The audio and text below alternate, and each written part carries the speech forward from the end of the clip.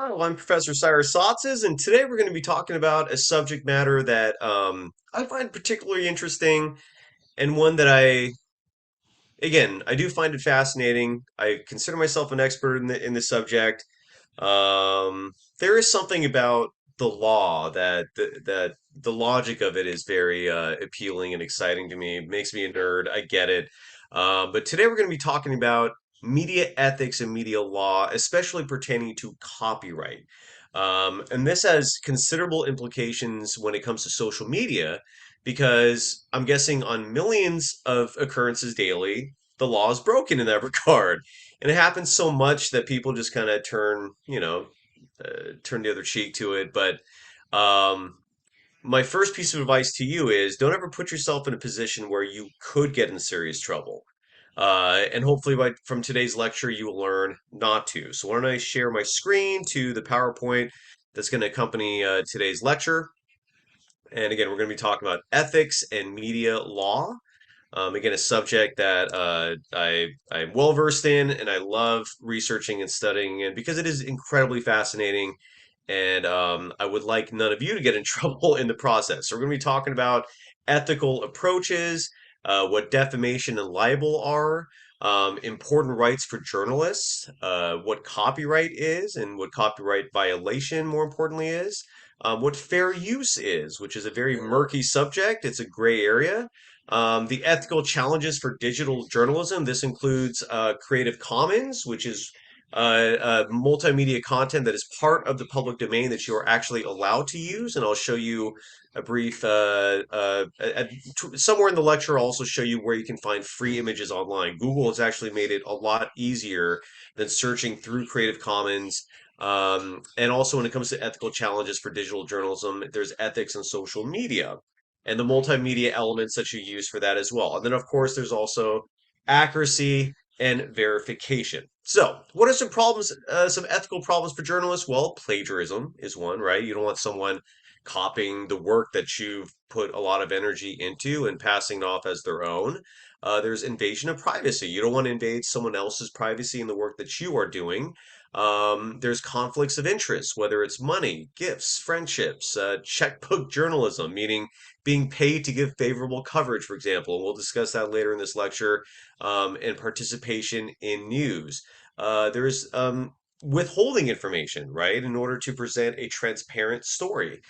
Transparency in general is a concept that should be a core tenet of journalism, yet sadly is not exercised by a large number of quote unquote journalists. Then there's the issue, of course, of incorrect or incomplete information, right? You need to provide all the information possible and make sure it is accurate. Deceit is an ethical problem for journalists, both in terms of sources maybe being deceitful or a media member being deceitful themselves.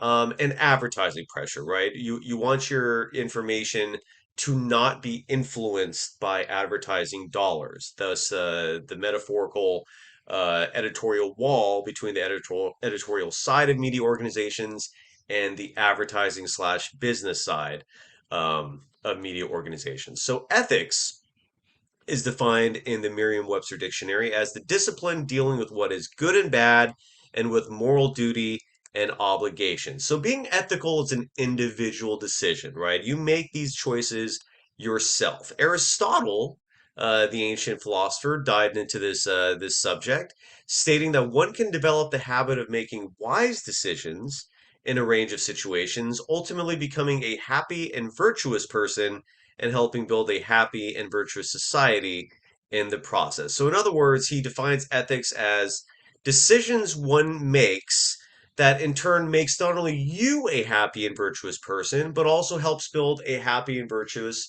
society. Um, and ethics is obviously a concept that journalists, media professionals tackle and deal with on a very regular basic.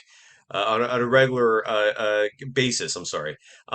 So there are three different ethical approaches. There are the deontological ethical approaches, which is the duty to do what is right, right? These are a fixed set of principles or laws we don't deviate from. These can be, for example, murder, there's the golden rule, which is an old adage, which applies to do unto others what you want done to yourself. Then there's teleological ethical approach, which is that the focus is not on the act, but rather the consequences of the act, where the end can justify the means. In other words, your ethics are based not so much on at the action itself, but on the consequences of it. So if you see something at a store that you want to take, a teleological ethical approach deems that you don't care so much about taking the item and stealing the item and leaving the store with it as much as getting caught doing so, right? And then the situational ethical approach is it all depends, right? The options include that all situations are unique. There's maybe love of neighbor, the greatest good for the greatest number of people, a rational position in the middle, or maybe self interest. The point here is that ethics in themselves are complex, and how you define that is individual. But typically, it focuses largely on not harming others, following a fixed set of principles or laws that are based, again, on a society functioning and individuals not harming each other, you not harming other people, you doing what is quote unquote right, however you define that. Now, defamation is to harm the reputation of a person. If you defame someone, you've harmed their reputation. And there's two ways of doing that. There's either written defamation, which is libel, or there's spoken defamation, which is slander. And we're going to cover that in great detail because this is a huge issue when it comes to the media. Because obviously, as a media professional, you do not want to defame someone. Now, libel constitute four aspects. These include comments about someone's political beliefs, saying someone has a physical illness, disparaging someone's business practices or professional conduct, and saying someone is a criminal. So, and all these rules apply to the court of law here in the United States. Um, and libel protects individuals, businesses, and organizations, especially when it comes to publishing false information, and especially going back to what we said here, publishing information that harms the reputation of a person or organization. And five things must be proven in court for something to be libelous or slanderous in either regard. And this includes the publication, meaning actually disseminating the information out there. Identification, meaning people can identify who the person is based on the information that is published or disseminated. The defamation itself, meaning like what actually are you being accused of?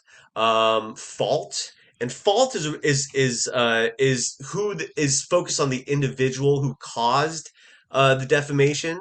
And damages is really the main reason why you don't see a lot of defamation cases go to court, or people winning defamation cases. In recent history, for example, Jerry West, his character is portrayed in the HBO show Winning Time. He's been talking a lot recently about how he's going to sue them to no end and over his character's portrayal in the show. But the problem is, when you decide you want to actually pursue a legal course of action against someone because of defamation, and again, defamation can apply to libel or slander, you have to prove damages. What that means is you have to prove in a court of law that what this other individual slash organization did actually harmed you financially, because that is how damages is often defined. There are loose, slight other deviations from that, whether you can prove that emotional damage was caused from this, or other forms of damage. But in almost every instance, if you want to win a defamation a court case, you have to prove that the actions of this individual actually hurt your pocketbook, that it actually caused monetary damages. And another a great case that's going on right now is Johnny Depp versus Amber Heard, where Johnny Depp is trying to prove in a court of law that Amber Heard defamed him through libel. This was through, I believe, an editorial that was published in the magazine that Amber Heard had written, and this is where, identification is a big factor in this, because she never mentioned him by name, although it was fairly obvious who the subject was she was writing about. And damages has to also be proven. And Johnny Depp is his evidence for this is losing the Jack Sparrow character in the Pirates of the Caribbean films, where just days after this editorial was published, he was told that he's no longer going to be holding that role. So Johnny Depp might actually win that case largely because of that fact, the Jack Sparrow role being taken away from him. But he also might not win the case because Amber Heard did not ever identify Johnny in that editorial. But again, it depends on the jury and what they decide. And it could be fairly obvious that what she wrote was implicating him. So, anyways, that's just an example of a defamatory case in the public eye for you to judge for yourself. And libel slash defamation involves three people. The person who is libeled, so in this case, the Johnny Depp example, it would be Johnny Depp himself. The person who says slash prints the libel, so Johnny Depp is suing Amber Heard for writing it. And then the third person who reads or sees it. In this case, the people reading the editorial in this magazine. I cannot, or maybe it was a website. I've not done my research on where the editorial was actually published. It might have been the Hollywood Reporter. Don't quote me on that. But the point is that is the third individual slash entity. So you need to have the person who was defamed, the person who's doing the defaming, and then the person who actually sees it happening and might have their opinion changed as a result of it. And a libel is a civil, not a criminal offense, meaning you cannot go to jail for it, but you can be litigated for financial damages. Defense against libel includes, in other words, let's say you want to be protected from accusations of libel, there is a statute of limitations, so beyond 2 years is not possible. So in the Johnny Depp situation, for example, he filed that lawsuit within 2 years. The actual truth is important, right? So, for example, if you say something bad about someone else, but it's true, then you are not liable to be sued for libel. The truth will save you. Then there's qualified privilege, right? So reporting and disseminating the news being in the best interest of the public. The legal system does protect journalism in that regard. If information is deemed in the best interest of the public, it is considered part of what we call fair use, which I'll explain in a second. And again, that is legal, that is allowed. And then there is constitutional privilege. This is based on the New York Times versus Sullivan, where public figures are actually protected. So moving on, other important rights for journalists include fair comment and criticism. This protects writers who comment on and criticize the public offerings of anyone in the public eye. Meaning, if you decide to write an editorial on a public figure, that will be considered a fair comment and criticism. There's an actual malice test on public figures and public officials. And there is also some protection of testifying and disclosing sources and notes. So let's say you have an anonymous source as a journalist in 35 plus states, including here where I am in California, and probably where most of my students are watching this. Shield laws will protect you, but this is not a federal law. There are some states where you will not be allowed to use anonymous sources, and you could go to jail for not revealing your anonymous sources. And the First Amendment states that journalists can attend criminal trials, meaning that any trial in a court of law cannot censor journalists from attending. And 47 out of 50 states allows cameras in some regard in certain state courtrooms. So it's important to know your copyright, right? And copyright can be applied to anything. The moment you publish something, you own the copyright to it. No exceptions. All right. So, and that's very, very important to be aware of. So if you decide you want to use someone else's work, you must obtain permission. Um, and if you don't obtain permission, and if the photo or the video or whatever it is you're using is not part of the public domain, and I'll show you with them an example of that in a second, you are not allowed to use it, and that person can sue you. A lot of people are under the misnomer that if you maybe give credit to a photographer, or if maybe you just provide a hyperlink, that it's okay. Not okay. Yeah, and that is really the fundamental law that, as I referenced earlier, is broken probably millions of times a day. So I'm going to stop here for a second and go to my web browser because I want to show you how you actually can find free images. So I'm gonna now switch over to a web browser, and let's say I want to use an image of my favorite basketball player, Stephen Curry. And I want to use this photo for, let's say, a blog that I'm writing on medium.com, let's say. So once upon a time, you actually had to go through Creative Commons licensing websites to find images that are part of the public domain, but now Google has made it incredibly easy. So all you have to do, and this is a Chrome browser which is connected to Google. So I'm going to search for Stephen Curry. And one important tip for search engines is if you put quotation marks around a group of names that you want searched together. So in this case, a name has two words in it and I want the search to have Stephen Curry, not all Stephens and all Currys. I'm going to use quotation marks. I'm going to use this quote button here. Then I'm going to put Stephen Curry and then put a second quotation mark to surround it. I'm going to hit enter. And so now Google is going to reveal everything that is searched about Stephen Curry. By the way, his height is 6'3", not 6'2". But anyways, so um, if you click under images, you're going to see all sorts of images of Stephen Curry. Now, the problem here is that chances are you are not allowed to legally use any of these. So, for example, this one says ESPN. Well, ESPN owns the rights to that. If you use that photo and you don't obtain permission first, they can literally sue you. They can even pursue criminal charges against you.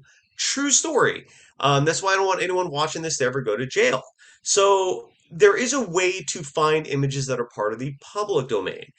So if you go under tools and then you go under usage rights right here, instead of selecting all, or instead of selecting commercial and other licenses, you will select Creative Commons licenses.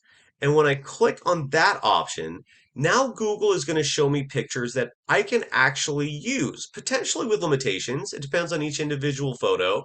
But we'll go through them just to give you an example of each one.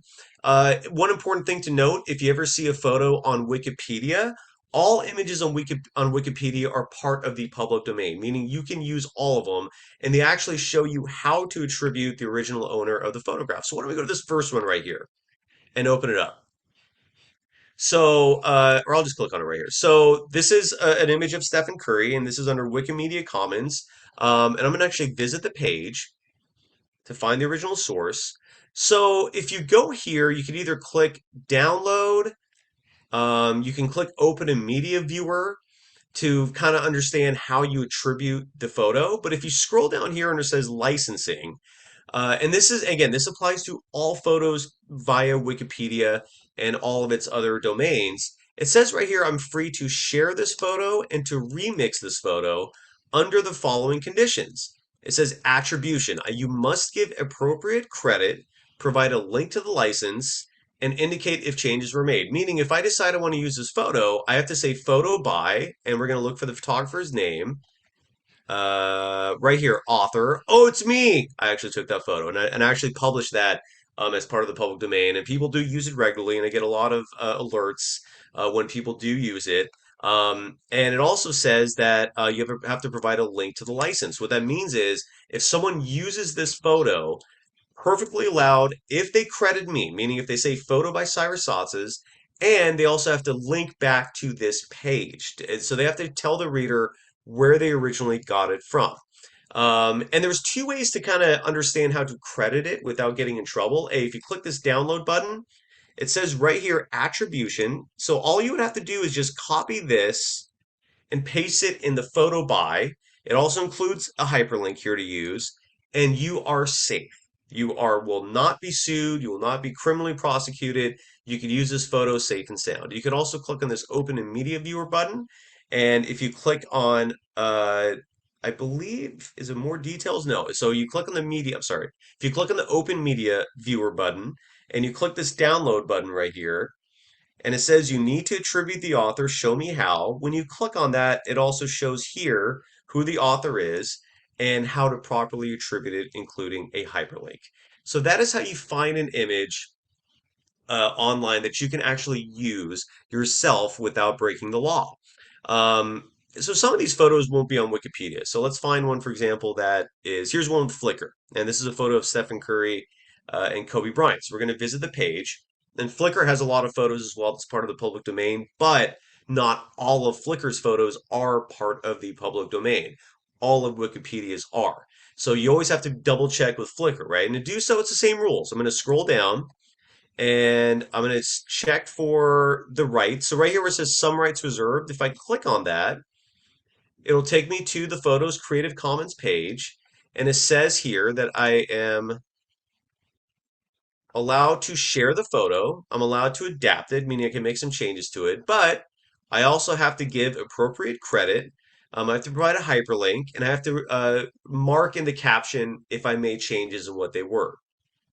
Um, Now, this also says I can only use it for non-commercial purposes, meaning if I'm part of a business organization and I use this, I would be breaking the law. The photographer is not okay with that. If you're a student or if you're using it just for social media for an account that is not monetized, yeah, then you're fine. So it depends entirely on the circumstance. But I learned that again just by clicking on the Some Rights Reserved button on Flickr. So I would have to credit Matthew D. Britt to use this photo, but I can, providing I'm not making money off it. So that is how you find photos. And again, regardless of of what the photo is, make sure you always go to the original website that it's on and look for what the rights are. Some photos let you do whatever you want with them. Like you can make money off them. Some photos give you full carte blanche in terms of how to use it, but the ones I just showed you, there are restrictions, and it depends on each individual photo. So let me go back to sorry, let me go back to the PowerPoint once again. Oh, what happened here? I lost my place. Um, where was I? Excuse me one second. Oh, here, this was it. Okay, so we're under copyright. So again, so you have to get permission, or make sure you find images that are part of the public domain. Now, copyrighted protection lasts for the life of the creator, meaning let's say you take a photo and you publish it. For the rest of your life, you own the copyright of that plus 70 years. And copyright for a corporation sometimes lasts even longer. So let's say you pass away, whoever inherits your photo, they will own that for another 70 years. And unless the content was published before 1923, it is not considered to be in the public domain. That is why, for example, you hear a lot of music, um, like classical music, some old folk songs like House of the Rising Sun, Wayfaring Stranger. These are songs that were written in like the 1800s, 1700s that anyone can monetize and use themselves. So if it was published before 1923, it is in the public domain. But anything after that is not in the public domain. And copyright protection is through the concept of what we call fair use.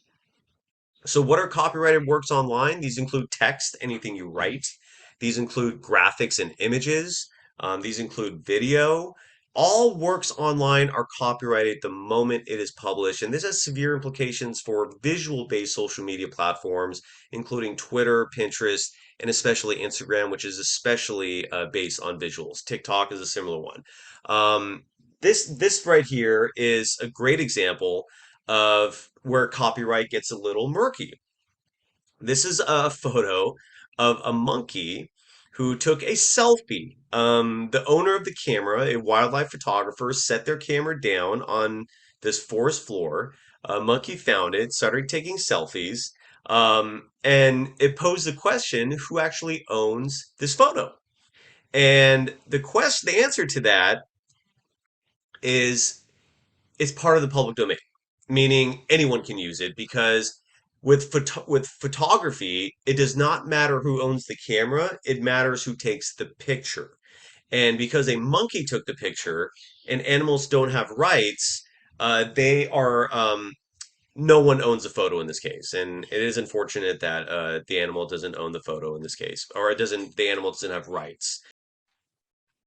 All right, so the monkey brings up obviously the question of fair use, right? And fair use is a concept again that is it's murky.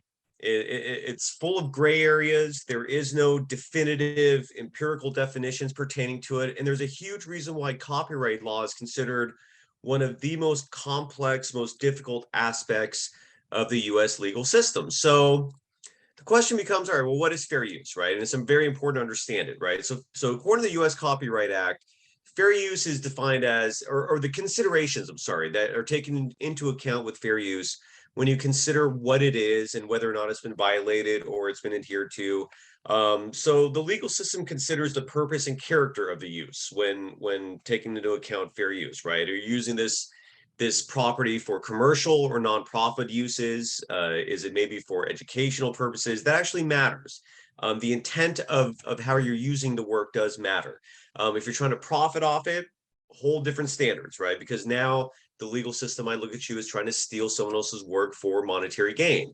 If you're using it just for educational purposes, that's an entirely different ballpark right now, because now the legal system actually does take into account societal good when it comes to decisions, especially with fair use. So if you're not trying to make money off it, but you're using this material for educational purposes or something similar to that in a nonprofit, non-commercial manner, you might be allowed to use it. The nature of the copyrighted work is taken into account, right? So in fact, the monkey, for example, because a monkey took the picture and not a human being, obviously that comes into play. The amount used in relation to the work as a whole is taken into account, and this is going to be where memes comes into play. You'll potentially be fascinated by that. And then the effect of the use on the potential market or the value of the work. These are factors a judge or jury may consider with fair use. Again, it's a very complicated subject. So here's a question for you to consider for just a brief moment. Which of these might be considered fair use? In other words, which of these could you actually use as legal content? So if you're writing, for example, a story on your own personal website and you're a freelance journalist or you're an independent citizen journalist, depending on what label applies, could you use a photo taken by an Associated Press photographer? Could you use a video satire? Could you use a meme or create a meme, I'm sorry? Or could you take words from a news article from the San Francisco Chronicle and repurpose it as your own? So of these four, there's only one that could be considered fair use, and the answer to that is the meme. Even so, the moment you take a photo and you add words to it, thus changing the context of it, you now own the meme because it's changed. It no longer has the original meaning. So what types of work are fair use? Well, it could be criticism or comment, right?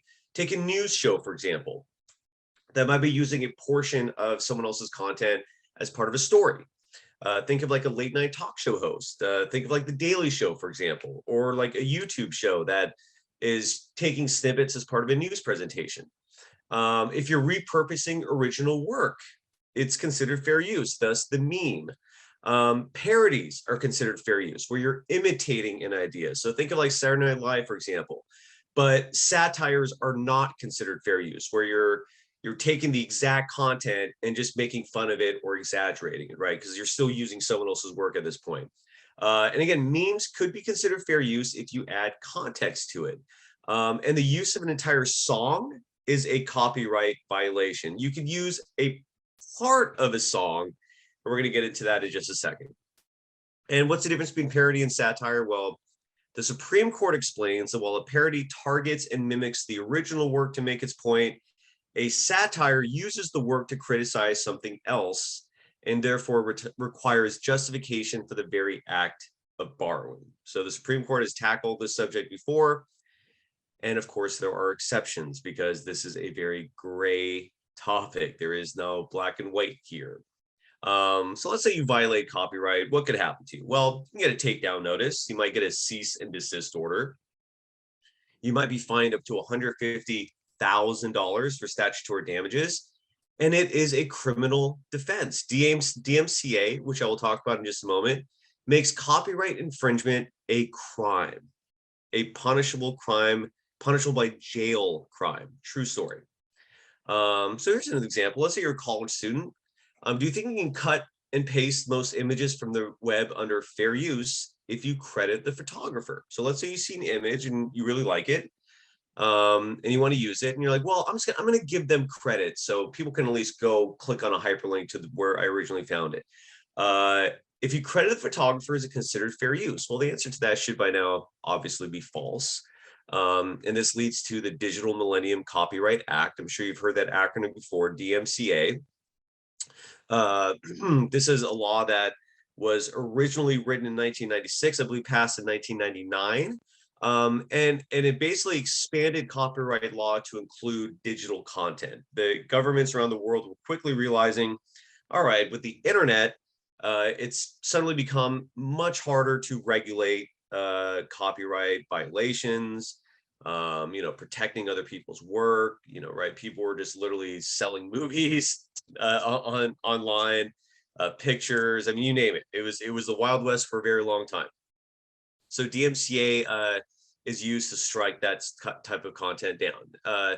So if here's another question: if you download and pay for music, you can use it in a video and post it online. True or false? Well, the answer is false, but there are exceptions, just like with everything with fair use. You don't own rights to the music. So no, you cannot obviously play a whole song. If it was published before 1923, you can. Again, I've talked about this just a moment ago. So think of classical music. Think of, again, classic folk songs that I mentioned just a moment ago. Think of House of the Rising Sun and The Wayfaring Stranger, two of my all-time favorite songs. You can literally republish those and sell them yourself. No one owns the copyright to that. Companies do enforce copyright infringements. YouTube being an example, they pull videos if they have copyrighted music in it. They oftentimes have software programs that can find it and immediately flag it. But there are exceptions. And this is one of them. Back in, I believe, 2007, an individual posted a YouTube video of her baby dancing. And she was dancing to a song by Prince. And the Prince song was called Let's Go Crazy. Awesome song. Well, Prince was very litigious in his day. Prince did not want anyone ever publishing any of his music online. I don't know if you folks remember the app Vine, which is RIP, and they no longer exist, but Vine was popular for having 6-second clips. And that was the whole premise, right? Prince was even going after people who would post 6-second vines of his music. Well, this particular parent here decided she didn't agree with that. And thus started a very long court case, still going to this day. Again, it started back in 2007. I am recording this in 2022. In 2007, an individual named Stephanie Lenz posted a 29-second clip on YouTube of her baby dancing to Let's Go Crazy. Well, Prince didn't like it, notified Universal, his record company at the time. And so Universal sent Lenz a takedown notice applying DMCA. And so the way YouTube works with this stuff, I do credit YouTube a lot because they give both sides an opportunity here. Excuse me. So when you post something on YouTube and someone claims DMCA, that they're being violated by the work you're publishing, YouTube actually will oftentimes take the video down, but they will also let you dispute it, you, the person who originally posted it. So YouTube originally took the video down, and then Lenz, because YouTube grants that opportunity for you to contest it, sent YouTube a counter, and she claimed fair use. She's like, look, I'm only using this for 29 seconds. I'm not making money off this. All I'm doing is posting a clip of my baby dancing to this song, and it's only 29 seconds of the whole song. And sorry, but it's fair use. Well, YouTube agreed with her, and they reposted the video. So this led Prince to issue a statement saying that he was going to reclaim his art on the internet. And Prince went again on a litigious spree. He started suing everybody who uses music out there. I kid you not. And so there was copyright infringement lawsuits. Initially, he filed them against 22 individuals for $1 million each. This was largely to send a message to everyone else. And so Universal began removing any content. When you see the acronym in social media, UGC, that stands for user generated content, Universal began taking all of it down. Prince tried to sue 22 Facebook users and bloggers for $1 million each. Prince and Universal were issuing takedown notices to Vine users who recorded, again, 6-second clips from his concerts. But this one individual, Lens, decided she wasn't going to take this, and she actually fought this in court. And Lens actually claimed damages because she wanted money back. She's like, "Oh, you're wasting my time. You're causing me stress, and I don't like this. You have no right to do this." So, in the most recent court case, and this was, I believe, back in 2019. Don't quote me on that year, but it's very close to that if it's not 2019. The Ninth Circuit Court of Appeals, which is one step below the Supreme Court, they decided to side with Lens. And the Supreme Court has not yet taken this case, but they also have not rejected it. It is just sitting there. So the Supreme Court could at some point decide they're going to take this case up. Until they do, this is the law. This is currently where we stand, where 29 seconds is the legal amount where you can play another artist's song in a video that you publish, as long as you're not profiting off that music. In other words, like, I'm pretty sure if you just posted a 29-second music video of someone's song and had nothing else to provide additional context, you'd be taken down. But if the music was part of something else, like, and it could be a myriad of things, 29 seconds is what you're allowed to do, because that's what our legal system has allowed. And this case is an example of how complicated fair use is and how complicated DMCA is, because of just how generally complicated art is, right? I mean, there's nothing very black and white. There's nothing very absolute, empirical about art. And this applies largely to copyright law. I myself once had a piece of work taken down from YouTube, which is ironically enough what you're watching this on right now. This was applied to a video I'd posted. I went to a concert in 2016, or I think 2016, in San Francisco. Like, Adam Sandler was doing this stand-up special. David Spade joined him. Norm Macdonald, rest in peace. There was a series of like 4 or 5 comedians as part of this tour they were doing. And at the end of the show, Adam Sandler did this song, a tribute song to Chris Farley, the late comedian. It's been a long time since he's passed away now, but they were on Saturday Night Live together. He was one of Adam's best friends. And if you are not familiar with Chris Farley's work, I cannot recommend it enough. One of the funniest individuals ever. Rest in peace. Well, anyway, so Adam Sandler did played the song, a tribute song to Chris Farley, which was beautiful. And I'd heard he'd been doing it. So the moment he went into the song, I recorded it. And because there was nowhere else to find it. At this point, he had not played this publicly. So if people wanted to actually hear the song, you couldn't. It was not available. So I decided to record it. I put it on one of my YouTube channels. I did not monetize it. I wasn't making money. I literally just wanted it there for people to enjoy. And for about a year, it stood up. It had been there for a year without any issues. And then one day, all of a sudden, the video's gone. And this is what a YouTube takedown notice looks like. It says, due to a copyright takedown notice that we received, we had to take down your video from YouTube. And the reason why I know it was Adam Sandler directly who took it down is because right here it says takedown issued by Matzo Ball Music Publishing. Matzo Ball was the name of Adam Sandler's English bulldog. Rest in peace. And believe me, I understand the pain. Adam Sandler went through a very dark time after he lost his beloved pet, and I felt the exact same way when I lost my baby. So I get it. But anyway, so this is how I know it was him, because Matzo Ball Music Publishing is his company, and I got a copyright strike. So I haven't done anything since then, and part of the reason I think why he did it is because shortly after he took this down, he played the song on Saturday Night Live, and I think he did try to make money off the song himself. So I did not contest it. I was initially annoyed, but shortly after that, I was like, you know what? He played it publicly finally, so it's out there. That's all I really wanted. So one song that has been that has had the spotlight on it for a while in regard to copyright is the Happy Birthday song.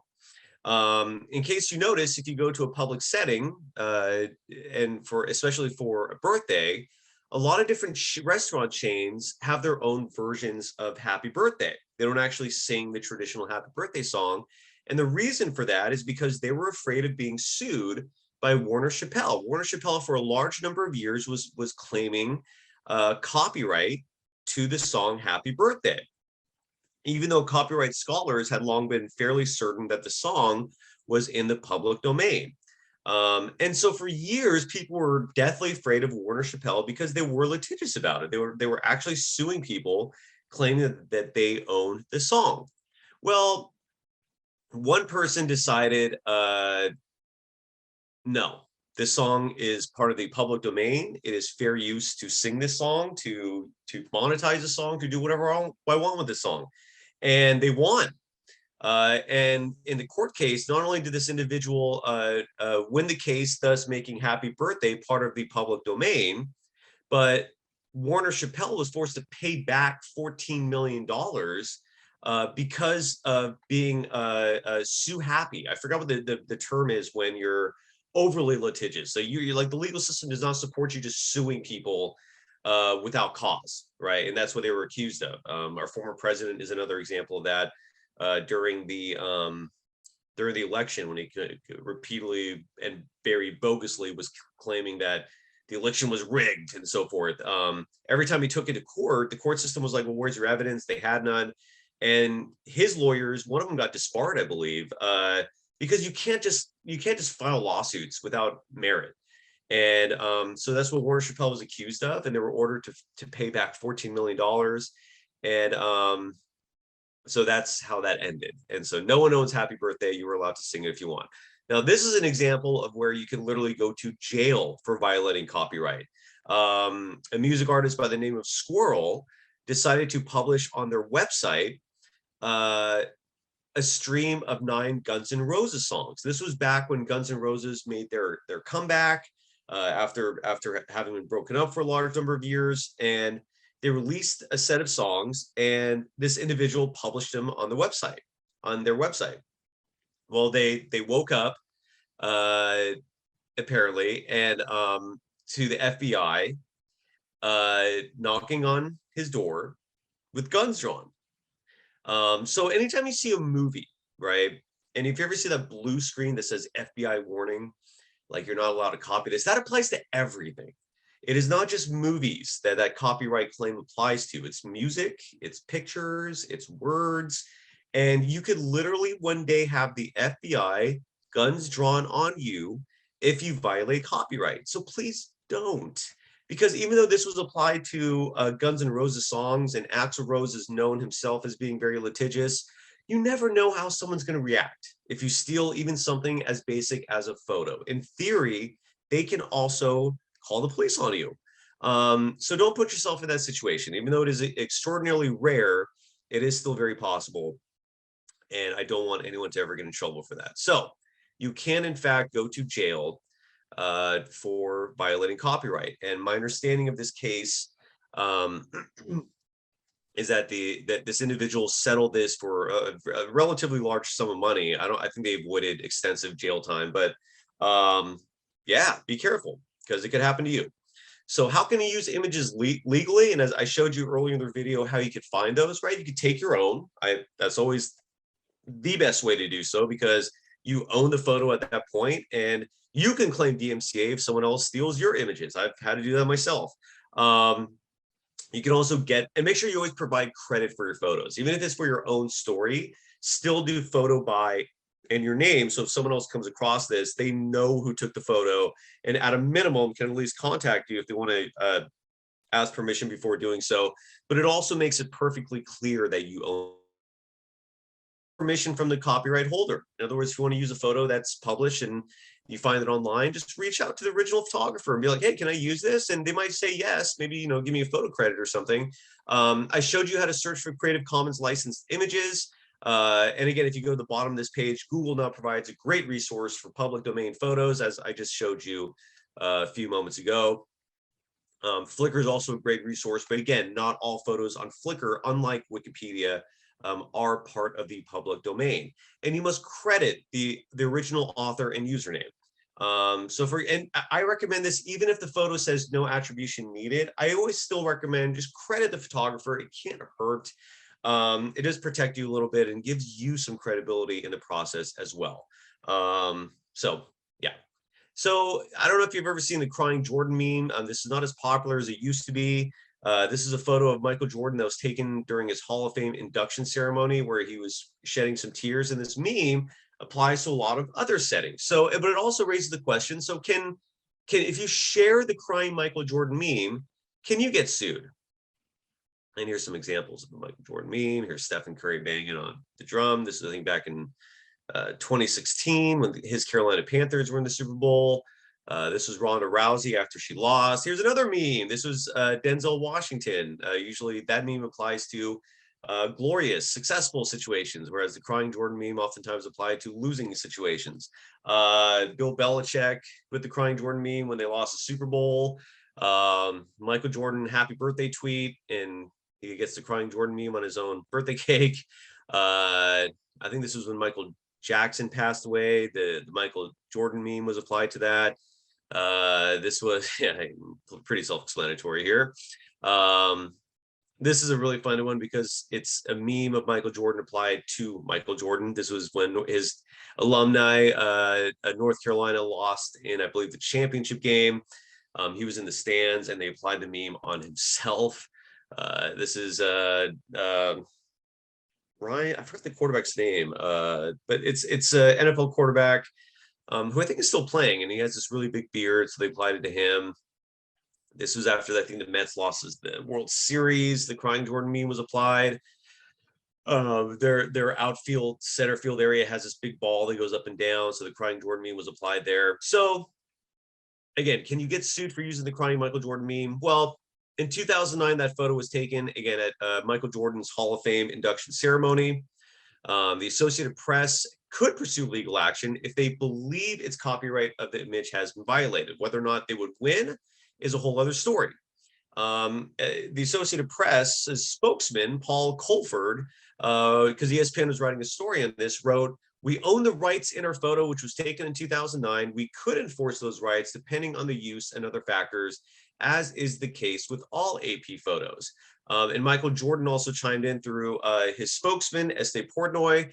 "We haven't seen anyone using it to promote their commercial interests, which is something that we're monitoring." So again, as long as people were not trying to gain financial incentive from the photo, no one is pursuing legal action. But remember, as I mentioned earlier, memes are legal because you're adding context to a photo.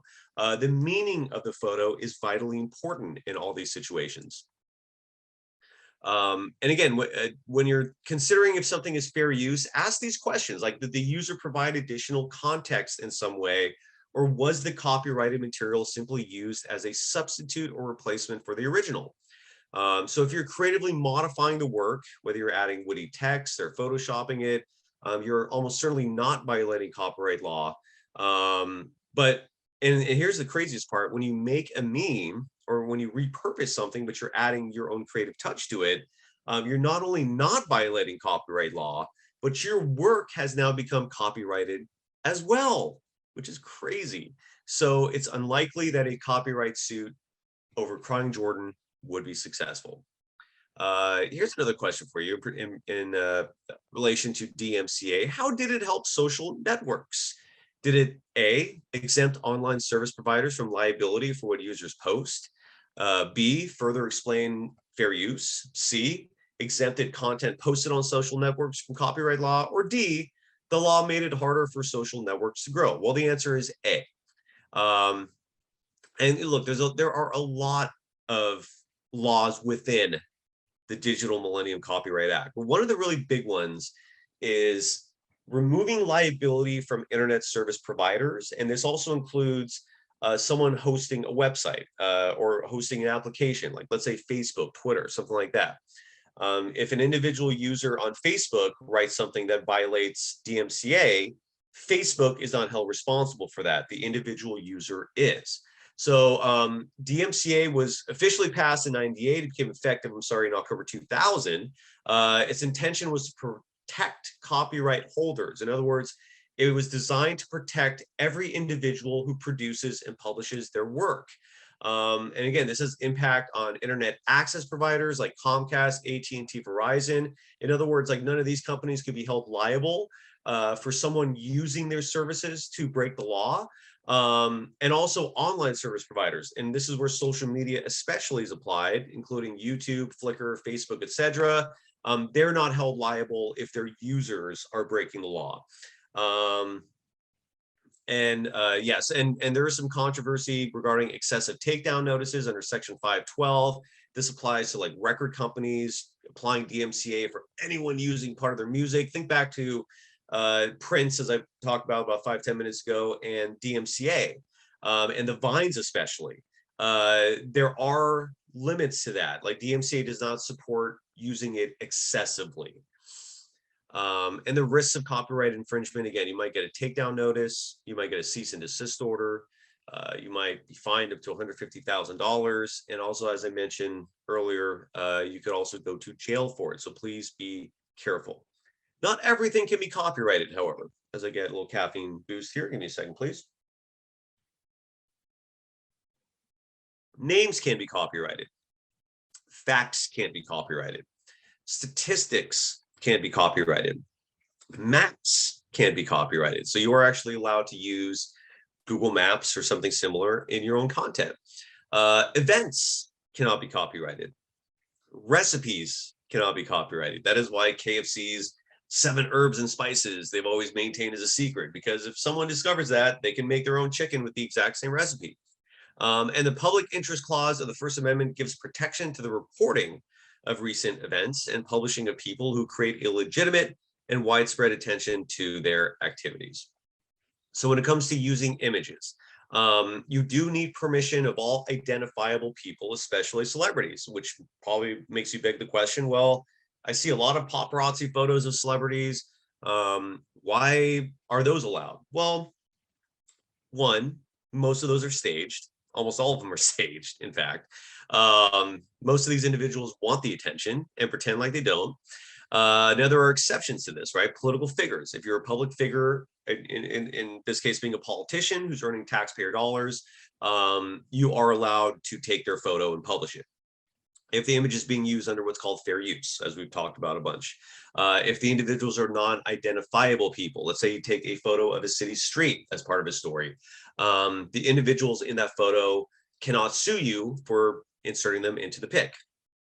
And even with exceptions, you still need the permission of the image owner. I cannot emphasize that enough. You cannot use someone else's image as your own unless it is part of the public domain or unless you ask for permission. And trademarks are copyrighted. So trademarks are just a more formal way of copywriting where you actually file an actual application for trademark with the US government. Yeah, so you know, and so you might be asking yourself, why are more people being sued, right? I mean, there's like this stuff's happening all the time. You know, just in the previous slide, you know, we mentioned celebrities. Like, why aren't celebrities even suing TMZ all the time? Because even if they want the attention, they don't always want attention. Why aren't more people being sued, right? Well, there's a few reasons. It costs time and money. You got to pay a lawyer. It takes a lot of time. As I mentioned earlier with Lens and with Universal regarding Prince's music, that case is 15 years old and counting. So it takes a lot of time and money. It takes energy. It's a pain in the you know what. Infringement oftentimes is done by people who are judgment proof. What I mean by that is, let's say you sue them and you win, they probably don't have the money to pay you. So you wasted all this money on legal expenses and your time to win a case where you get nothing out of it, except maybe pride. I don't know. And to put it in perspective, I actually was defamed back in 2016, 2017. And I contacted lawyers and I was ready to take this to the next level because there were things that were both said and written from a very small group of people that were blatantly defamatory. They're both libelous and slanderous, and the lawyers immediately were like, "Yeah, you have a great case here. I could even prove damages." But the problem was the subjects were judgment proof, and I was told so by the lawyer. They're like, "Look, you can take this to court. You could easily win. The evidence is obvious, but." We need to do research to find out if they have resources. So in other words, if you win the case, if they can actually pay you. And we learned quickly that no, they did not. So it wasn't worth it. And maybe the most prevalent reason is that it's bad PR. It's not a good look in terms of your image and brand, especially, to be known as someone who is litigious, right? It's just not good PR. This video right here, obviously, if you're watching this through YouTube, you can't click on this link like I can in this PowerPoint slide, but on YouTube, there is a video called, and I put it in quotes, it's titled exactly like this. It's called Blogger Asserts Copyright, Newspaper Editor Gets Irate. I strongly recommend watching this. In my classrooms, I play this video for all my students. It is a video clip that is 6 minutes, 35 seconds in length of a blogger who approaches a small town newspaper editor and claims that his work was copied and pasted into the newspaper from his website, not only without attribution, but also, again, it's his work. And he went in there and asked for a check for money, and he got it. Incredibly, it is a great video. I strongly recommend watching it, and it's an example of what you or anyone else can do if they feel like their work was violated, and you want to apply DMCA to that. Here's a question for you: who has been sued twice because of her tweets? Is it Katy Perry, Lady Gaga, Madonna, or Courtney Love? Well, the answer is Courtney Love. She's had two notorious cases regarding Twitter defamation. In one case, she was asked to pay $430,000. And the lawsuit was brought against her by a fashion designer who claims she was defamed. And again, she had to show proof of damages. And in this case, she did. That's oftentimes how these financial figures are determined. It's based on what kind of damages are caused. And again, this fashion designer claims she was defamed in a series of messages posted on Twitter. She won. So Courtney Love had to pay $430,000. But in another case, she was sued again. But this time, the post that she wrote about her ex-attorney was deemed not defamatory. This was a trial that lasted 8 days. Courtney Love claimed on Twitter that the attorney was bought off. And the jury decided no, there was nothing here. And again, you have to show proof. You have to show proof of damages. And the lawyer could not actually, or I'm sorry, they couldn't prove that the information had wrong information. And you also have to prove that there was damages caused. And it's very hard to do that. Let's switch gears for a second now. In terms of the Federal Trade Commission and the ethics and the laws surrounding endorsing products. So let's say you write a sports blog, right? Let's say you have a popular, it could be something as simple as a Twitter account or an Instagram account, or it's a website where you're writing content that a lot of people consume. And Nike decides they're going to give you a free pair of shoes. The question to you is, are you allowed to post photos of those shoes and write about them? Is it A, yes, you can say whatever you want. It's for free country, First Amendment. B, yes, but only if it's nice, positive things. C, just no. Or D, yes, if you disclose that Nike gave you the shoes. Well, the answer to that is D. And here's an example. This is Lori Loughlin's daughter, Olivia Jade. And this picture became famous in regards to this subject matter because she was one of the children of parents who were bribing various testing centers and universities to get their children into these prestigious schools. And Olivia Jade posted this of her dorm room. But the reason why she did not get in trouble for this is because she wrote in her Instagram post that this was a paid partnership with Prime Student. And the post was highlighting all these individual objects she got from Amazon Prime Student that she fashioned her dorm room with. But because she wrote in her post that this was a paid partnership, it was perfectly legal, perfectly ethical, and she was fine. Now, having a privilege getting her into USC is a whole other matter, but that's not for this discussion today. Here's another photo. This is of various supermodels at the Fire Festival. You folks maybe are familiar with that. That was a music festival where the founder of it is, I believe, is still in jail. But these models were hired to market the event. They were brought to the island itself, and series of photos and videos were produced to promote the Fire Festival, but they did not mention in any of these social media posts that they were flown there for free, that they may have been paid to endorse this, and they still might get in trouble for these posts. And here's a photo of Ja Rule with the crying Jordan meme. And again, if you're not familiar with the Fire Festival, again, this was a music festival that was a complete disaster, poorly organized. People were swindled out of money.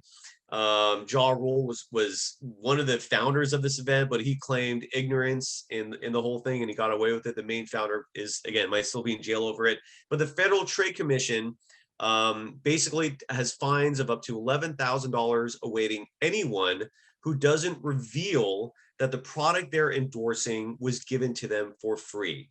In older days, there were terms for this. Whether it was plugola or payola. This was more applied to TV and radio, where if someone gave you free stuff, you had to disclose you got it for free. And this is designed to protect the consumer. Our government wants to protect consumers from being swindled.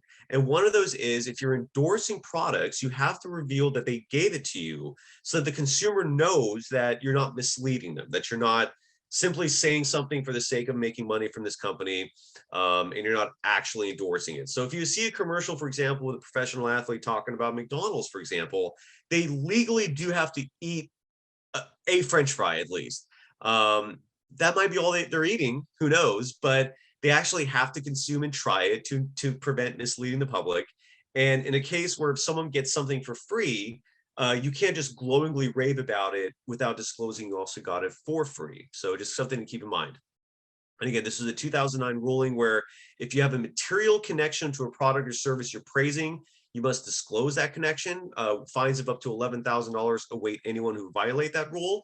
And this is much harder on bloggers and influencers, or microbloggers, which is a term applied to someone who does most of their content on social media, because a mainstream news organization can probably afford an $11,000 fine fairly easily, whereas someone who's independent, who's up and coming, who doesn't have significant financial resources, an $11,000 fine could be extreme on them. So it is unfair to a certain extent. But anyway, so there's also ethical challenges for digital journalism, right? There's intellectual property. People have protection of rights over the use of their creative work. We've talked about this extensively in this lecture today. So think of patents, trademarks, copyrights, trade secrets, etc.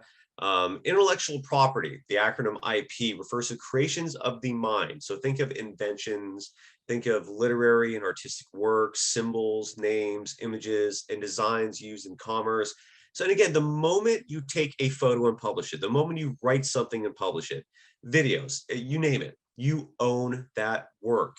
That is your intellectual property. So the original premise of IP and protecting was for its value and creativity. But today's premise of intellectual property and protecting it has become commercial and profit driven, largely because of the amount of money in the visual medium field. Copyright laws are dated and oftentimes are not ready for the future of the digital media industry and what it brings. So then these laws are updated regularly, and we do see new laws that come in. And we've talked about Creative Commons, right? But just to tell you what it is exactly, Creative Commons is a nonprofit organization founded in 2001 in California, and it has several copyright licenses known again as Creative Commons for the public to use. And this provides an alternative and provides options over the use of the owner's intellectual property with communal ownership in mind. So again, if you see something that's considered part of the Creative Commons and there's an actual website for it, you are free to use it. You might have to attribute, double check it. But again, Google has also made Creative Commons a lot easier to access. Anyway, so, and when it comes to social media, right? So social media can connect you to human sources. It doesn't replace human sources, but hopefully the original creator of the content is making themselves transparent and available. And always verify the social media content you come across. That's where I cannot emphasize enough the blue check mark. It goes a long way toward at least verifying who the individual is or the organization is publishing this content. So at a minimum, you have a credibility issue resolved there, right? And some tips from Craig Silverman. Uh, Always Google a name, search usernames on Twitter, direct message your sources, review account history and the activity of user, and of course, Google the image itself, because Google does have that tool where you can literally just upload an image and it can check and see where else that image has been used in their library. And this is always something I cannot emphasize enough, however your setting is, wherever you're coming from, whatever it is you're doing, don't rush to be first. Be first to be right. And this applies to, let's say you want to break a news story, don't rush to break it. Make sure it is correct and accurate for your sake and for everyone else. And of course, checks and balances are needed. And this is where, like, oftentimes legacy media organizations, which have come under fire a lot in recent years, and in many cases justifiably so, but they still have layered editing. They still have peer editing, those checks and balances that an individual who's publishing content is not dealing with. And that's why I always emphasize students, regardless of what your ultimate goals are, it's important to work for an organization to expand on your skill sets as a media professional, and to understand how to create content that is factually accurate by going through that peer editing process. The experience is insanely valuable. And you also help build your credibility, because a lot of independent journalists today started with legacy media organizations, built that credibility, and then now they can be independent and are trustworthy in the process. Yeah. And just some other tips: don't use email to conduct interviews, right? It removes context. You can't read body language. You can't hear tone. It's hard to interpret emotion. And in conclusion, identify your ethical approach. It's important to have your own ethical foundation. Take responsibility for the journalistic decisions you make, and back them up, right? Be very aware of media law. I hope we covered some of the important basics today. And be aware of the nuances of copyright and intellectual property, which is obviously very important in today's media landscape. So that is it. Hope you enjoyed. Hope you learned. And thank you.